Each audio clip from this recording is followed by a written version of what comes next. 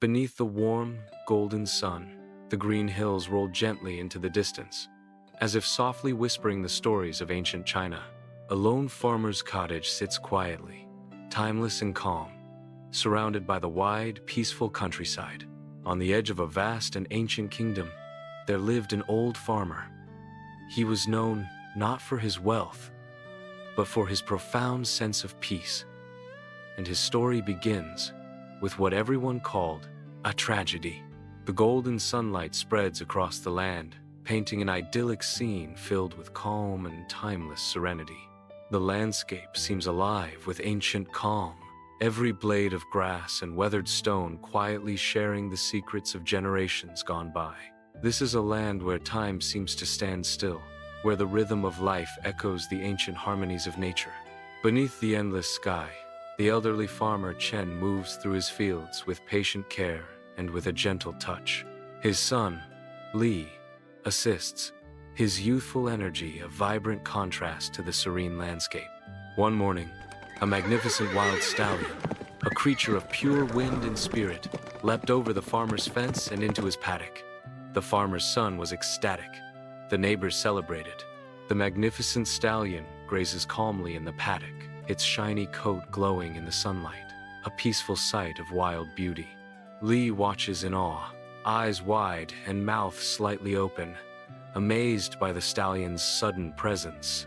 Chen watches with a calm, knowing look, as if understanding the stallion's wild heart. The neighbors gather around Chen's cottage, faces bright with excitement and curiosity. They pat Chen on the back, showering him with blessings and congratulations. Chen smiles warmly, offering a bright red apple to the magnificent horse beside him. But Chen simply said, "Is it good? Is it bad? Who knows?"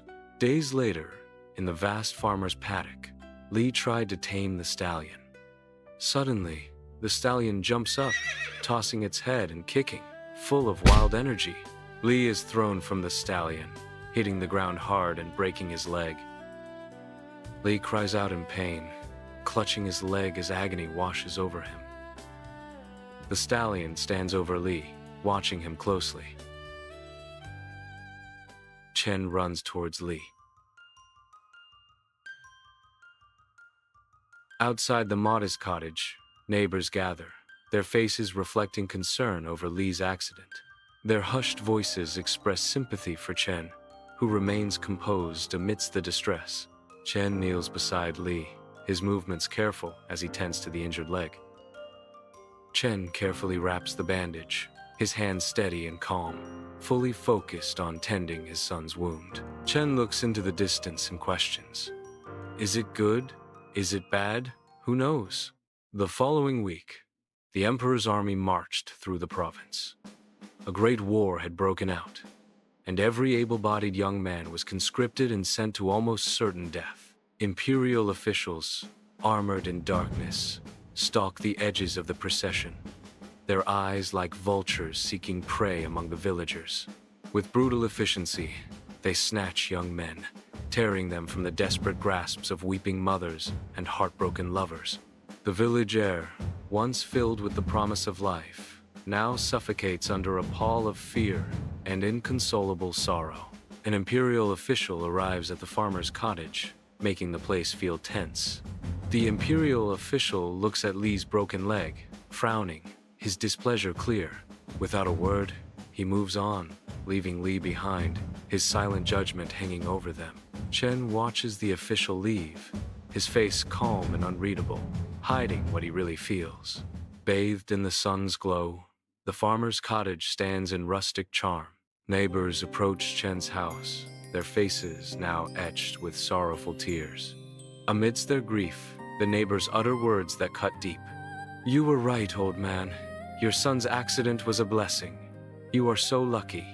The air feels heavy with their sharp words, pressing down like a storm about to break.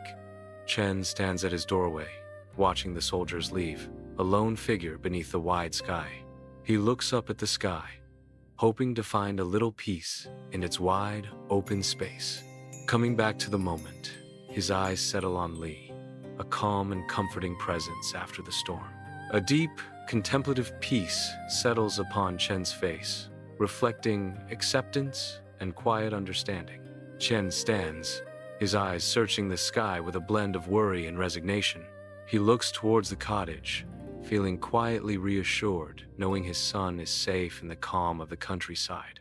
The story ends there. But the lesson echoes through time. The farmer wasn't wise because he could see the future. He was wise because he understood the limitations of the present. He knew that life is not a series of isolated good and bad events, but a vast, interconnected tapestry. A single thread cannot be judged alone.